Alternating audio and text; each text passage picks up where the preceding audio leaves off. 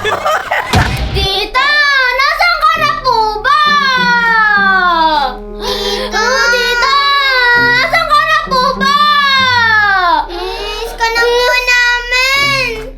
Kapag po, hindi nyo pa po, kapag po di pa rin po kayo nagpapakita sa amin, magagalit po kami sa'yo. Hindi nyo man po sinasagot yung mga call namin eh. Tapos po, di naman po kayo nag-reply sa mga chat namin. Nasaan na po kayo? So mga kaeng-eng, so maaga nga kaming gumising ni Jepoy ngayon. Ayan, nakikita niyo naman, halatang bagong gising at wala pang toothbrush, eme. So ayun na nga, maaga kaming gumising dahil malayo-layo yung biyahe na pupuntahan namin. Pupunta lang naman po kami sa Bicol. Apo, sa Bicol. Nang wala sina Shane at Saysay. Tataguan ko muna sila. Hindi ko alam kung anong mangyayari pagbalik ko ng Pampanga. Pero sure na sure akong hanapin ako ng dalawang yon. Hindi naman kasi sila pwedeng isama kasi may pasok na sila. Baka mamaya mag-absent pa sila, sisihin pa ako ng parents nila, di ba? Kaya ayan, magpapamiss muna ako sa kanila. So, eto na nga, wala akong ibang ginawa sa biyahe kundi matulog. At si Jepoy naman walang ginawa kundi pagtripan ako habang natutulog. Pansin ko lang mga kaeng-eng, mas happy si Jepoy kapag iniinis niya ako, no? Di wow.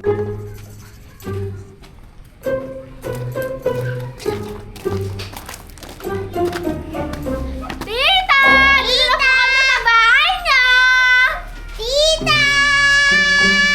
Hahingi po ako ng pagkain! Uy!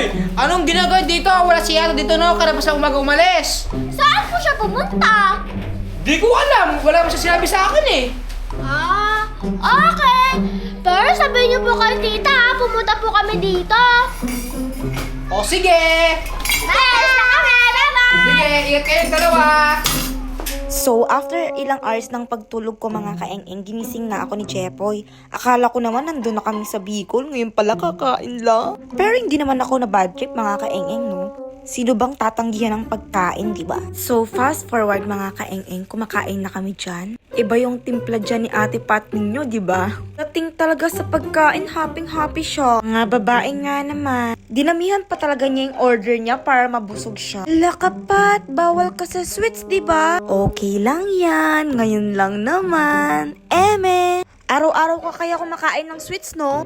Hay nako, Pat. Iyak ka later niya. So, ayun na nga. Back to biyahe na. Grabe si Ate Pat ninyo. Kakakain lang. Gusto na naman matulog, oh. Hermes, gisingin mo si Mami Pat. Sumisilip pa. Meow, meow, meow. Ano pumapasok na sa At ayun na nga. Hindi na ako makakatulog neto kay Hermes. Ayaw na niya patulugin yung Mami Pat niya, no? So, gusto ko lang i-share sa inyo itong nadaanan namin mga kaeng-eng. Ito yung tinatawag nilang bitukang manok. So, this is my second time na pupunta ng Bicol. And isa ito sa mga inaabangan ko na view mga kaeng-eng. Although dangerous yung way niya, at some point, nakaka-relax siyang pagmasdan. Kaya po sa mga bumabiyahe papuntang Bicol at dinadaanan ito, mag-iingat po tayo dahil pataas po yung daan at paliko-liko. And nadaanan din namin itong dagat mga kaeng-eng. Habang pinagmamasdan ko to mga kaeng-eng, naalala ko sina Shane at Saysay. Kasi diba nung tinret kami ni Jepoy sa dagat, bumabagyo at maalon that time. First time pa lang ni Saysay magdagat noon. At si Shane naman ay 2 or 3 years old ata siya last nagdagat. Kaya wala silang nagawa kundi magtitigan sa alon. And hindi naman namin pwedeng ipilit na lumusong sa dagat dahil napakadelikado. Kaya sa pool na lang kami nag-swimming at nag-enjoy naman sila. And finally, after 11 hours ng biyahe, nakarating na rin kami ng Bicol. Hello mga kaeng-eng, nandito na kami sa Bicol. Yan, kasama ko si Jepoy. Nasa Bukol na kami. And kasama namin yung mga pinsan niya. Ayan sila. Josh, Hi Josh! Eh. Maghahanap kami ng makakain. Nagutom si Jepoy. Wow, ako lang talaga. Oo. Actually kasi Ano? wala pa akong tulog. Wala ka pang tulog. Kaya nagugutom ka. Oo. Anong connect nun? Ganun yun. Pag wala kang tulog, kumain ka. So, hindi makapag-decide kung saan kakain. Bandang huli, McDo lang ulit. Ano naman? Na naman. Ano ba? Ikaw ba? Okay lang. Gusto ko yung ano na niya. Matcha, ano yan? Strawberry. Yeah. Feeling ko tumatawag na sa akin si Shane. Naka-off ako eh. Para hindi nila ako ma-istorbo. Hayaan niyo muna siya. Maglalaylo muna ako sa kanila. Oo. Papamiss muna ako sa kanila. Distance muna, distance. Yeah. Ilang araw lang naman. Ano kasi order mo, Josh? Ano kasi order mo? Ano gusto mong drinks? Coke, o Coke float, o kape? Ano? Coke float, o Anong gusto mo? Large o medium? medium? Gusto mo ng ganito? Gusto mo ng yan? Gusto mo ng ganito? Pag nag-add ka ng ganito, mag-add ka ng 10 pesos sa akin, no? Anong gusto mo dyan? Pili ka? Ako kanya, Pili ka? Grabe kayo. Pili ka dyan? Ito, pink. Ay, pink gusto mo? Hala? Ay, ito. Boy ka, di ba? Bakit pink gusto mo? Ewan ko kung anong pinagkaiba ng vlog na to sa normal na vlog namin. Basta, nasa McDo naman kami madalas din. Pero nasa Bicol kami ngayon. Wala sa Pampanga. Yeah. Guys, kung gusto nyong kung gusto nyong diretso ko sa pinsan ko, ayan, dalawa sila. Yan. Baka gusto ninyo, Akong ayos. chat nyo lang ako. O kaya comment na lang kayo sa sa vlog na to. Ayan, mag-comment lang kayo. Main nyo kung sino gusto nyo, yung naka-blue ba o yung naka-gray. Ay, talaga lang. O gusto nyo ito naka-yellow. Ay, pwede siya kay Saysay. Oo. Saysay, kung napapanood man to, kung ayaw sa'yo ni Sayon, ito naman si Josh. Wow, fast food every day, eme. Day 2 in Bicol, kumakain ko si Jepoy. Dapat bang isipin na wala? Duyan tayo nga ni. Sige. Uy, nasira. Ha? Nagkukul na si Shane.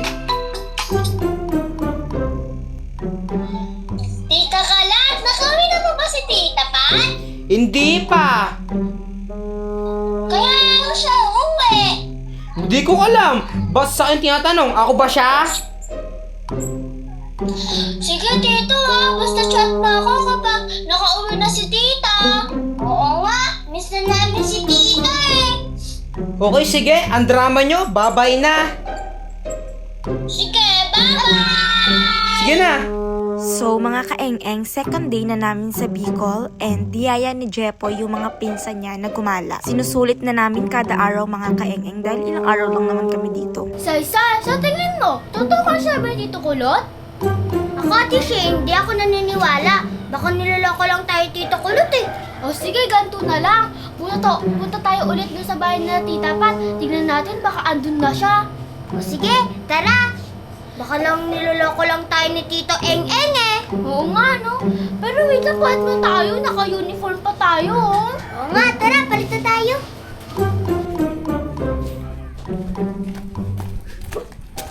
Tita! Tita! Tita! Tita! Tita!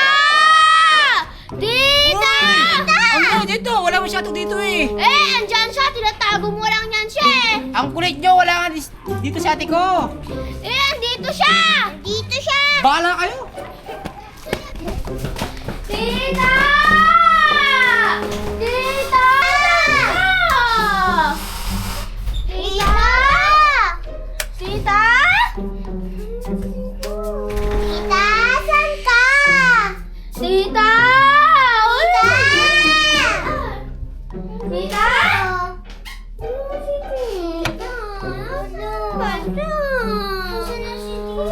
Ang kulit nyo talaga. Ano sinabi ko? Ano, andyan siya. Wala siya na. Si Tita! Tita, miss ko na si Tita.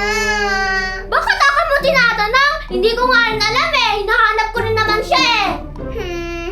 Ganito na lang, video ko nila natin si Tita. O sige. Ako din niya man sagutin eh. Ano na?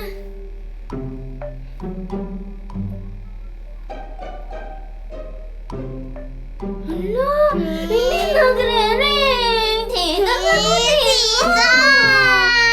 Isa pa, isa pa. Isa pa.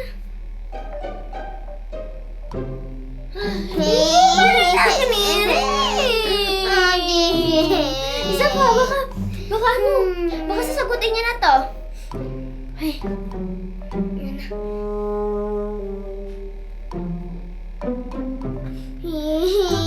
Bakit nangriring? I-voice message natin siya.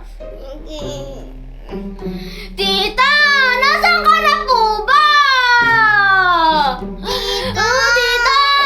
Nasaan ka na po ba? Miss ka na po namin. Kapag po, hindi niyo pa po, kapag po di pa rin po kayo nagpapakita sa amin, magagalit po kami sa'yo. Tita, nasaan ka? Nasaan? Hindi niyo man po sinasagot yung mga call namin eh. Tapos po, di naman po kayo nag-reply sa mga chat namin. Nasaan na po kayo? Tita! Tita, miss ka na po namin. Nasaan po kayo? Tita, mag-reply ka na po. Tara na, Shane. Uwi na tayo. Baka hinahanap na tayo ng mama natin eh. Hindi naman tayo nagpaalam. Tita basta kapag umuwi na si tita dito, chat mo ako O sige.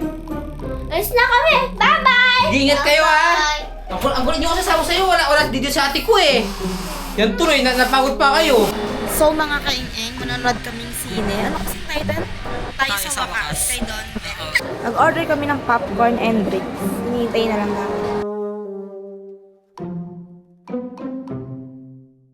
Kanina pa kami lakad ng lakad kung saan kakain. Naka-decide na din. Something dito. Ano nangyari sa'yo? Sinasabot tayo. Si Chelsea yun, nakita ko. Nakita ko si Muntik na siya matomba. Hindi na Chelsea. So, habang hindi pa dumadating yung order namin mga kaeng-eng, nagkwentuhan muna kami ng mga pinsan ni Jepoy. Panay tawa dito yung mga pinsan ni Jepoy, mga kaeng-eng. Paano ba naman kung ano-ano tinuturo niya? Napakagaling talaga sa kalokohan. Busog na. Meeting ako, tingnan mo. Tinga.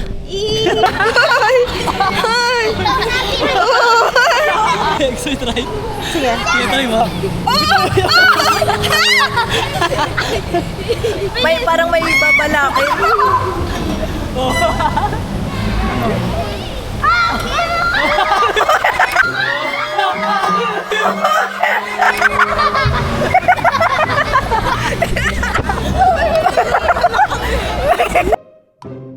So guys, it's our day 3 dito sa Bicol.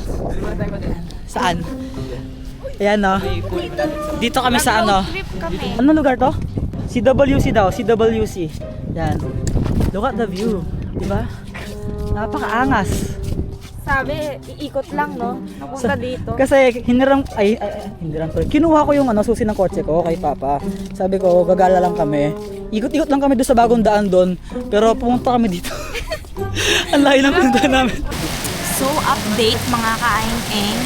Inabutan na kami ng ulan. Yun oh, umulan, Diyos. Paano yan? Umulan. Hindi tayo makakasakay nung ano. Ano kasi yun yung kanina? ATV? Oo. For kids. Talaga to. Ano to lugar? Anong lugar to? Pili daw. Wala nang ginawa yung ate pat ninyo, kundi kumain lang kumain. Pag uwi ko talaga ng Pampanga, todo diet ako neto. Di mo sure. Pero walang halong biro mga kaeng-eng. Super ganda ng view dito. Parang ayoko na tuloy umuwi ng Pampanga.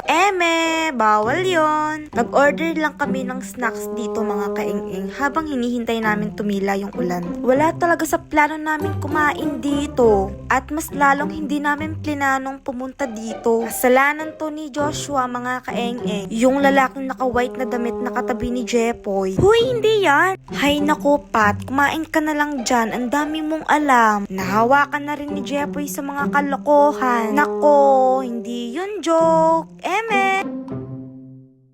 Day 4 in Bicol. Tara na. Nasama natin sila. Last day na namin ngayon, kaya mag-samji kami. Last cheat day ko na rin siguro to.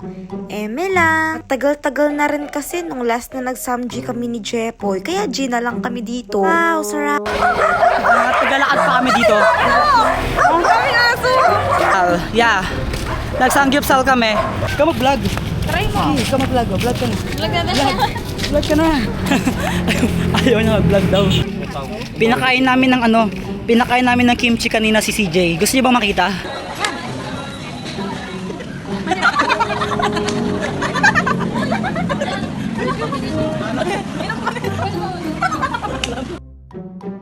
So mga kaeng-eng, eto na nga yung day na uuwi na kami ng Pampanga. And maaga ulit kaming nagising mga kaeng-eng dahil baka kapag late na kami umalis, late din kami makakarating ng Pampanga. Hanggat maaari mga kaeng-eng, iniiwasan kasi namin bumiyahe ng gabi.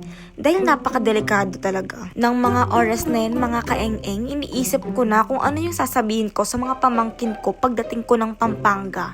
Paano ba naman kasi, hindi naman ako nagpaalam sa kanila. Ang iniisip ko naman mga kaeng-eng, kung magpapaalam naman ako, baka hindi nila ako payagin umalis. O baka mamaya isipin pa nila mag-absent sa school para lang sumama sa akin. Ay hindi pwede talaga yon. Kaya naisip ko, bilhan na lang sila ng maraming pasalubong. Pang sorry ko na lang din sa kanila na hindi ako nagpaalam. Tita! Bakit ngayon ka lang po, tita? Saan ka po galing? Ninyo, para kayo mga Tita, iwan. saan ka po galing? Bakit ka lang po? Dali lang, si Tito mo may kasalanan, sinama niya ako. Nagalit sa'yo kasi di daw siya nakakain. Tingnan mo. Hindi ka nakakain? Bakit di pa kayo nag-reply sa chat namin? Nga po. Kasi si Tito mo kinuha niya yung cellphone ko. Ako naman si Mo. Huwag kayong maniwala dyan. Tita naman, saan po ba kayo pumunta? Doon sa malayong lugar. Doon sa Kung saan? malayong lugar, oh. Kung saan wala kayo. Wala ba po kayong paalam sa amin? Bakit? Bakit? Nanay niya ba kayo? Parang paalam siya sa inyo? Sino ba kayo? Bakit niya po? Ba't kailangan yung paalam sa inyo? Baka mamaya sumama kayo tapos di pa kayo mag-school. May pasok nga kayo Magalitan pa kayo ng mama nyo. Ano kayo sabi? May pasalubong ako sa inyo. Yay!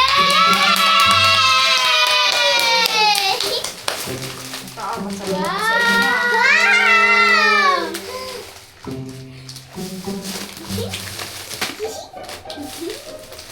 Uy! Di ba? Kanya ba ko binibigay sa kanila? Wow! Ano sa'yo? Wala akong sinabing sa'yo, no? Sabi mo sa akin, bibigay yan. Nilibre ito sa nilibre ito sa trip na yun. Tapos nibigay mo sa kanya. Sabi mo Iyaan mo na, hindi naman sila Hindi, sa kanya. Sa kanya yan. Sa kanila. Tita!